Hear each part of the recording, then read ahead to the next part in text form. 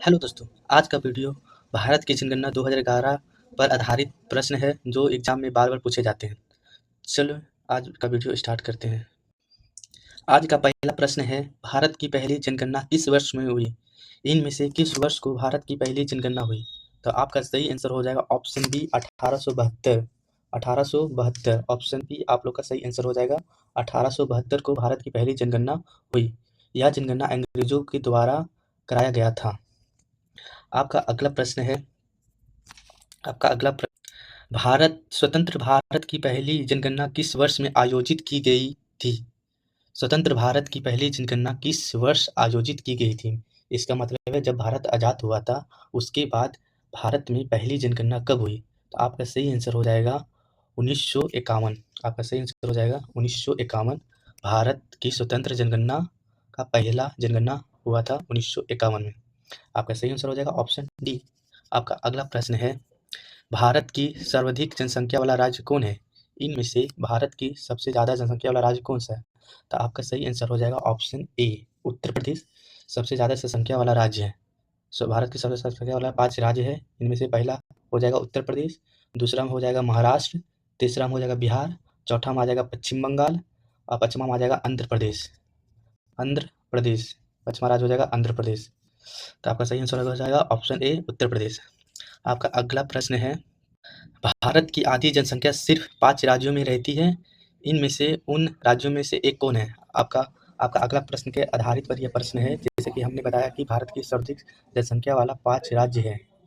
तो 5 राज्यों में से उन 5 राज्यों में से इसमें कौन-सा राज्य है जो इन 5 प्रश्नों में से एक है? तो आपका सही आंसर हो जाएगा पश्चिम बंगाल। आपका सही आंसर हो जाएगा पश्चिम बंगाल। आपका अगला प्रश्न है, 2011 की जनगणना के अनुसार भारत की कुल जनसंख्या कितनी है? मतलब 2011 की जनगणना हुई तो भारत की कुल जनसंख्या कितना था? तो आपका सही आंसर हो जाएगा 1.21 अरब। आपका सही आंसर हो जाएगा ऑप्शन ए, 11 का। ऐसे आप समझ सकते हैं, इस संख्या को याद रखने का एक सबसे छोटा ट्रिक है, 11 का स्क्वायर आप याद रखिएगा 121। इसे पॉइंट लगा दीजिएगा 1.21 अरब। आपका सही आंसर हो जाएगा। इसे आप शॉर्ट ट्रिक से याद कर सकते हैं। आपका अगला प्रश्न है, भारत में न्यूनतम जनसंख्या वाला राज्य कौन है? आप जैसे जानते हैं सबसे अधिक वाला राज्य आप 5 को हम बता चुके हैं, सबसे न्यूनतम मतलब कम जनसंख्या वाला राज्य इनमें से कौन है? तो आपका सही आंसर हो जाएगा सिक्किम, सबसे कम जनसंख्या वाला राज्य है।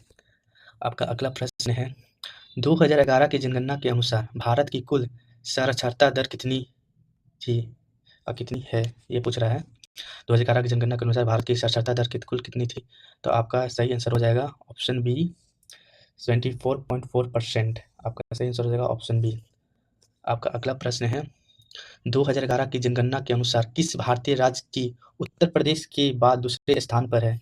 आपको जैसे बताएं कि 5 राज्य का सबसे अधिक जनसंख्या वाला है, सबसे पहले उत्तर प्रदेश। उत्तर प्रदेश के बाद दूसरे स्थान पर कौन था? महाराष्ट्र। आपका सही आंसर हो जाएगा ऑप्शन सी। और तीसरे स्थान पर बिहार आ जाएगा, चौथे स्थान पर पश्चिम बंगाल और पांचवें स्थान पर आंध्र प्रदेश आ जाएगा। आपका अगला प्रश्न है, 90% से अधिक साक्षरता दर इनमें से किसका है? 90% से अधिक साक्षरता दर इनमें से किसका है? आपका सही आंसर हो जाएगा लक्षद्वीप। लक्षद्वीप 90% से साक्षरता दर है।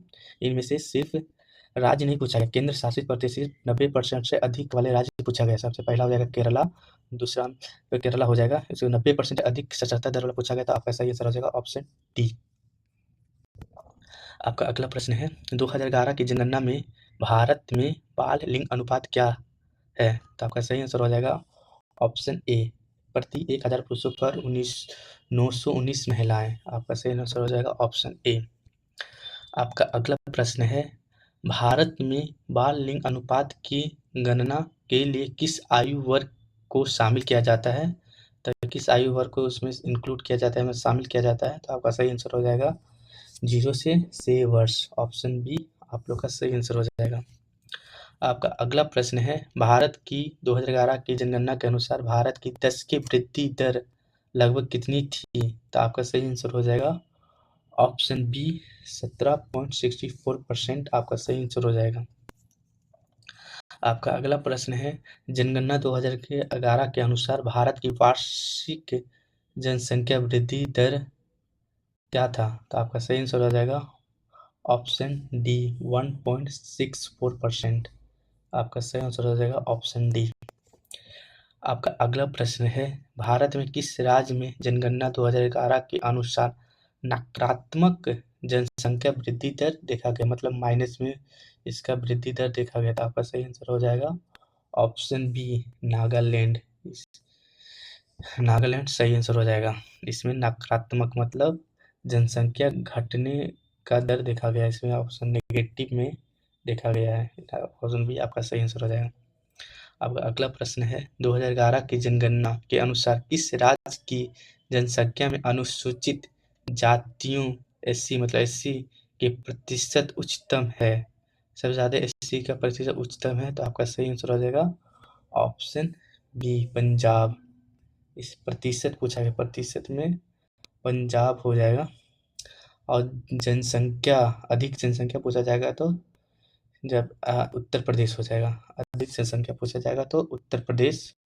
आपका अगला प्रश्न है, भारत की 2011 की जनगणना के अनुसार इनमें से किस राज्य में अनुसूचित जाति की जनसंख्या दर्ज नहीं की गई है? इनमें से कौन सा राज्य है जिसमें जनजाति की जनसंख्या दर्ज नहीं की गई है? तो आपका सही आंसर हो जाएगा नागालैंड।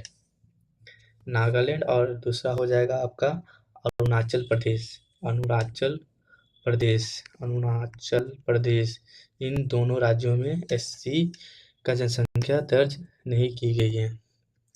आपका अगला प्रश्न है, भारत की जनगणना 2011 के अनुसार भारत में अनुसूचित जनजातियों की जनसंख्या प्रतिशत क्या है? अनुसूचित मतलब एसटी की जनसंख्या प्रतिशत क्या है? तो आपका सही आंसर हो जाएगा 8.6%।